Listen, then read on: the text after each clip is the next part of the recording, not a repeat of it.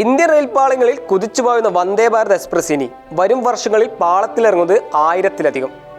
ഇതിനായുള്ള നടപടികൾ തുടങ്ങിയതായി റെയിൽവേ മന്ത്രി അശ്വിനി വൈഷ്ണവ് വ്യക്തമാക്കി. പുതിയ വന്ദേ ഭാരത് എക്സ്പ്രസുകൾ പാളത്തിലിറങ്ങുന്നതിന്റെ ഭാഗമായി റെയിൽപാളങ്ങളുടെ ശേഷി 250 കിലോമീറ്ററായി ഉയർത്തിവരുന്നു. പാളങ്ങളുടെ ശേഷിയും വേഗതയും ഉയർത്തുമ്പോൾ ട്രെയിൻ യാത്രക്കാർക്ക് മണിക്കൂറുകളാണ് ലാഭിക്കാൻ പറ്റുക. വന്ദേ ഭാരത് എക്സ്പ്രസുകൾ വിദേശ രാജ്യങ്ങളിലേക്ക് കയറ്റി അയക്കാനും സർക്കാർ തീരുമാനിച്ചിട്ടുണ്ട്. ഏതാനും വർഷങ്ങൾക്കുള്ളിൽ കയറ്റി അയച്ചു തുടങ്ങും. വേഗതയുടെ കാര്യത്തിലും ആഡംബരത്തിന്റെ കാര്യത്തിലും മറ്റു രാജ്യങ്ങളോട് കിടപിടിക്കുന്ന രീതിയിലാണ് വന്ദേ ഭാരത് എക്സ്പ്രസുകൾ ഭാരതത്തിൽ നിർമ്മിക്കുന്നത്. ചെന്നൈയിലുള്ള ഇന്റഗ്രൽ കോച്ച് ഫാക്ടറിയാണ് വന്ദേ ഭാരത് എക്സ്പ്രസുകൾ നിർമ്മിക്കുന്നത്. സാങ്കേതികപരമായി ഇന്ത്യൻ റെയിൽവേ വലിയ മുന്നേറ്റമാണ് നടത്തിവരുന്നത്. അതിന്റെ ഭാഗമായാണ് 1000-ലധികം പുതിയ വന്ദേ ഭാരത് എക്സ്പ്രസുകൾ പാളത്തിലിറങ്ങുന്നത്.